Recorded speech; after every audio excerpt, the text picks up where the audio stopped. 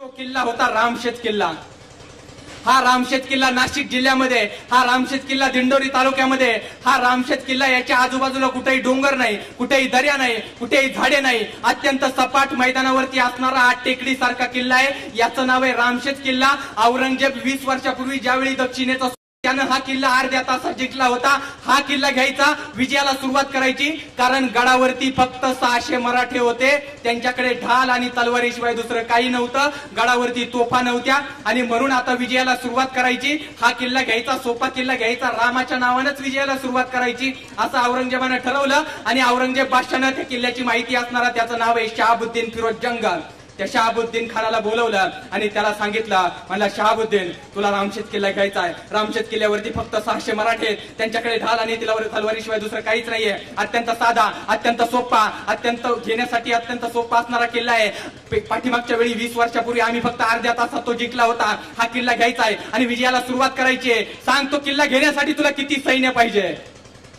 औरंगजेब बादशाहला त्यानं सांगितलं, म्हणलं आलमगीर, अहो 600 मराठ्यांची लढाईला, 600 मावळ्यांची लढाईला मला फक्त 1000ची फौज द्या। औरंगजेब बादशाह त्याला सांगतो, म्हणतो तू लुंग्या सुंग्यांबरोबर लढाई चालला नाहीस, तू महाराष्ट्रातल्या मराठ्यांबरोबर लढाई चाललाय, नीट माग। त्यावेळेस त्याने सांगितलं, म्हणलं आलमगीर, म्हणला त्या 600 मराठ्यांची लढाईला मला 5000ची फौज द्या।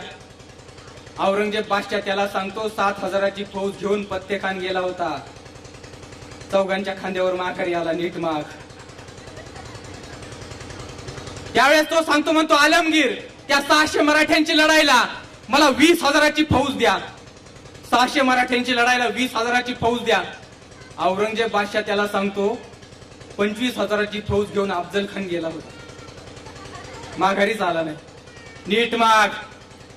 त्यावेळेस त्याने सांगितलं, म्हणला आलमगीर, 600 मावळ्यांची लढाईला मला 30,000ची फौज द्या। औरंगजेब बादशाह त्याला सांगतो, पण तू अरे 600 मावळ्यांची लढाईला, 600 मराठ्यांची लढाईला तू 5000ची फौज मागितली, तू 20,000ची फौज मागितली, तू 30,000ची फौज मागितली। अरे हा औरंगजेब बादशाह तुला 40,000ची फौज देतो, हत्ती देतो, घोडे देतो, घोडदळ देतो, पायदळ देतो, सत्ता देतो, संपत्ती देतो, पैसा देतो, अडका देतो, मोठे मोठे सरदार देतो, तुला काय पाहिजे ते देतो, सांग तो किल्ला तू किती वेळात घेशील। त्यावेळेस त्यानं सांगितलं, म्हणलं आलमगीर, आपण 5 वेळा नमाज पडतो, पहिला नमाज तुमच्या समोर पडेल, दुसरा नमाज पडायच्यात किल्ला घेईल, दुसरा नमाज किल्ल्यावर पडेल आणि तिसरा नमाज पडायला तुमच्या समोर येईल।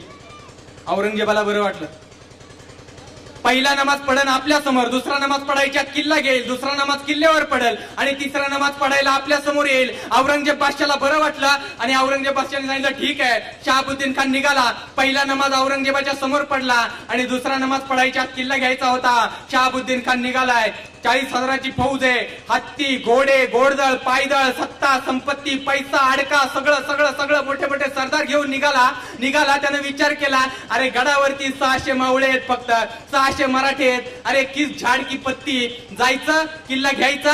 अरे 40,000 फौजेनं जर त्या मराठ्यांकडे पाहून नुसतं हू केलं तर ते मराठे उडून जातील, एवढेशे 600 मराठे आहेत, जायचं किल्ला घ्यायचा आणि परत तिथं नमाज पडायचा, माघारी यायचं। शहाबुद्दीन खान निघाला, तिकडे गेला आणि इकडे औरंगजेब बादशाह वाट बघायला लागला। औरंगजेब बादशाहचा पहिला नमाज झाला होता, दुसरा नमाज औरंगजेब बादशाह पडायला लागला। दुसरा नमाज पडताना औरंगजेब बादशाहच्या मनामध्ये विचार होता, आता तिकडं शहाबुद्दीन खानाने किल्ला घेतला असेल, शहाबुद्दीन तिकडे नमाज पडत असेल, इकडे मी नमाज पडतोय।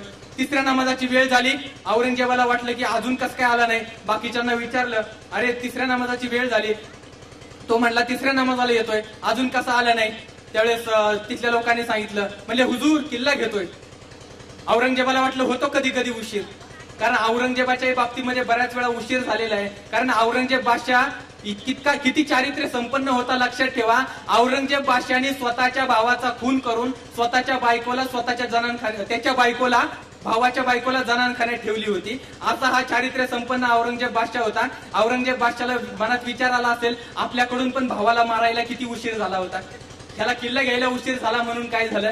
औरंगजेबा म्हटलं होतो कधी कधी उशीर। चौथा नमाज झाला, 5व्या नमाजाची वेळ आली, औरंगजेबाने विचारलं, अरे काय झालं, म्हणजे किल्ला घेतोय। 5वा नमाज झाला, 1 दिवस झाला, औरंगजेबाने विचारलं काय झालं, किल्ला घेतोय।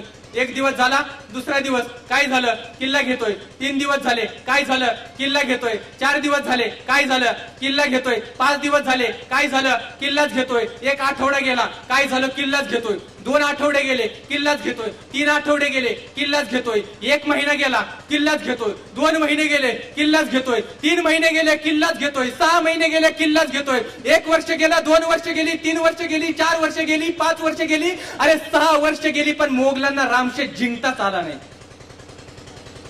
औरंगजेबालाच काय, अरे औरंगजेबालाच काय, पण औरंगजेबाच्या बापाला सुद्धा रामशेठ किल्ला जिंकता आला नसता. कारण औरंगजेब लढत होता आमच्या शिवाजी महाराजांचं राज्य जिंकण्यासाठी, आमच्या संभाजी राजांचं राज्य जिंकण्यासाठी, आणि आमचे मर्द मावळे लढत होते शिवरायांचं राज्य वाचवण्यासाठी.